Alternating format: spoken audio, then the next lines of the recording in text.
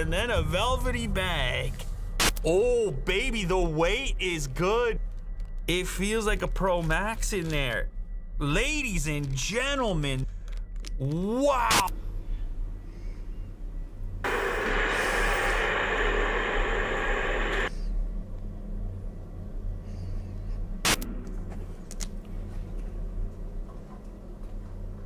Yep.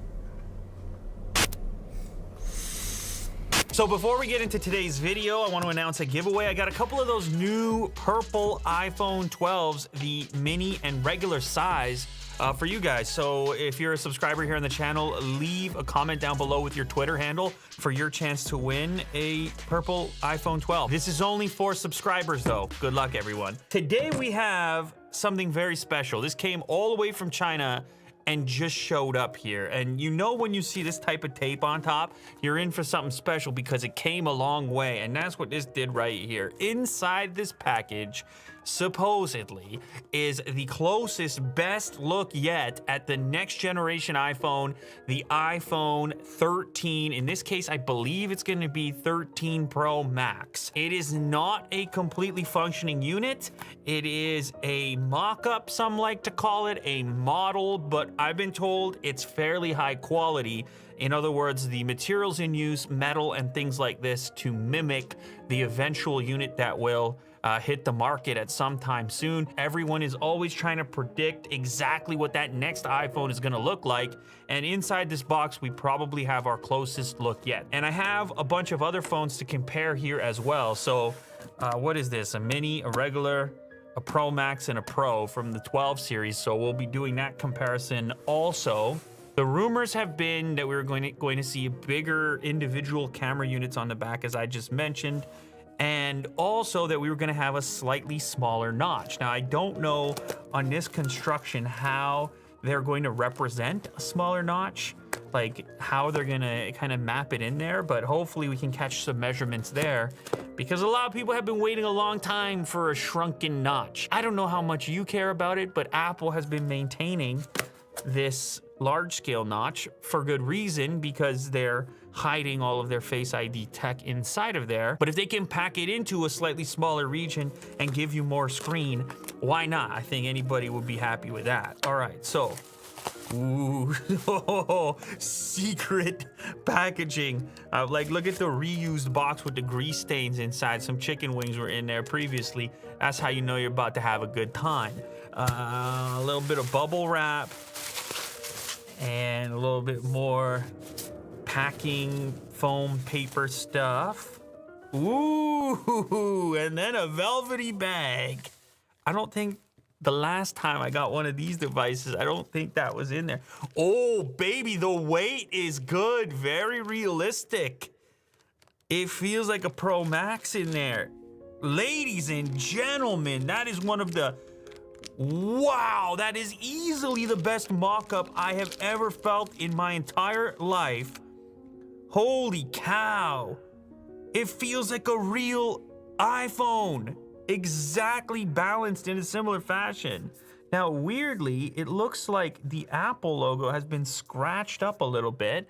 I'm not sure how, like, why that might be the case. Did they have to do that in order to destroy the trademark aspect? I have no clue. And maybe it happened in shipping somewhere along the line, but it looks intentional to me with the scratching there. Otherwise, the actual finish on here, very similar. Let me just go over here real quick and pull out a regular iPhone 12 Pro Max, okay?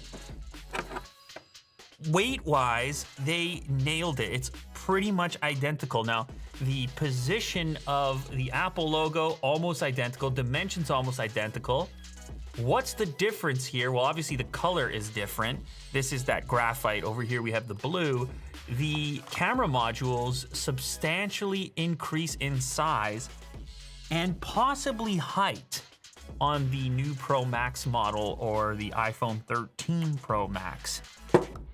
Is it ever so slightly taller? It might be. We're gonna get the calipers out. It's definitely fatter. I'll tell you that right now. It is definitely fatter. Now, if they do go with some new display technology and they want to maintain battery capacity, there is a potential that we are going to end up with an ever so slightly fatter device for the next generation iPhone 13. Okay, now on the front, this is the other key. It looks to be protected here. It has the shrunken notch, big time shrunken notch. Now, I don't know how easy this is going to be for you guys to see, but it is smaller. Actually, yeah, so for the purpose of the measurement, I'll use an iPhone that's turned on. Oh, this is the graphite. Oh, so you can see the color's a little different too. On this 13 Pro Max model, it's a little bit darker. Is that gonna be a reality? I don't know how much they're capable of nailing the colors preemptively. And let's see the frame.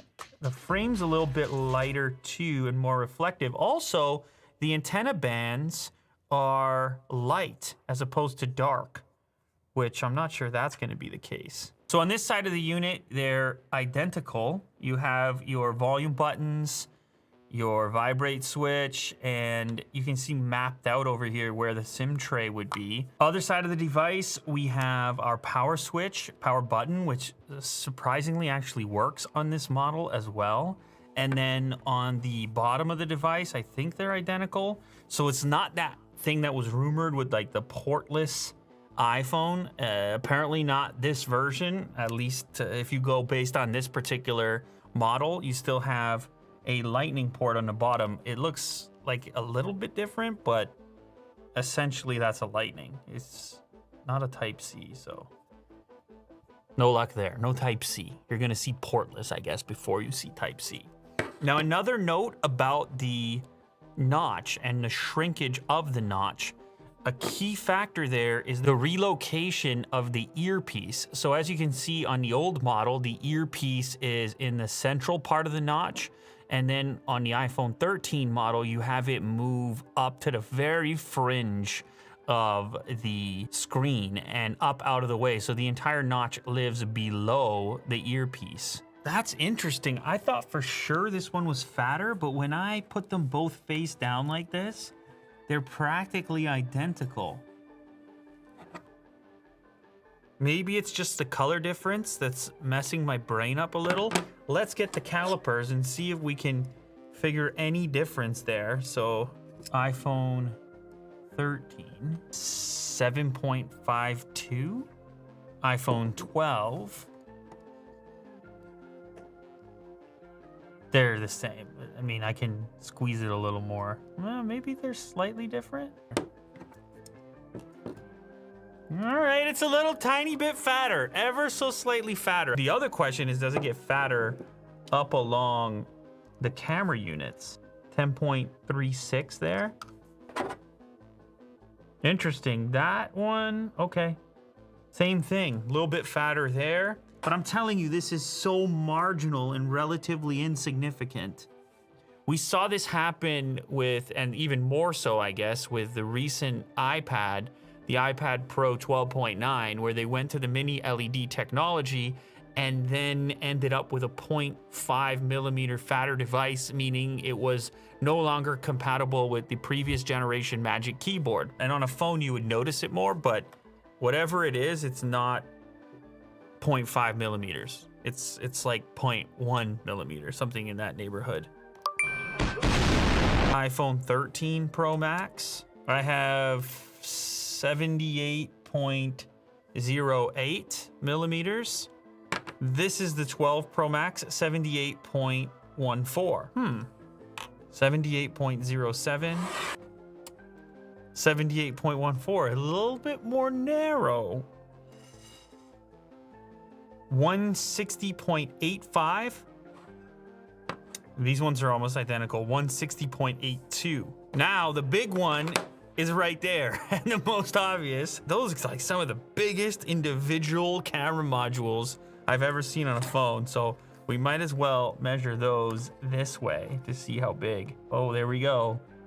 16.99 millimeters tall versus 14.10. This is the biggest difference on the entire design, is the camera size per individual module. Now, This could be different for the other models. Obviously, you're gonna have the 13 mini, 13 Pro, and then Pro Max. So that could be different on a per model basis, but to give you an idea of how much those things scaled up, they scaled up more than any other singular dimension. Although I should check the notch as well. So this is just a regular Pro model, right around there, 34.62 millimeters on the old notch. Now the new one is tough for you to see right over it.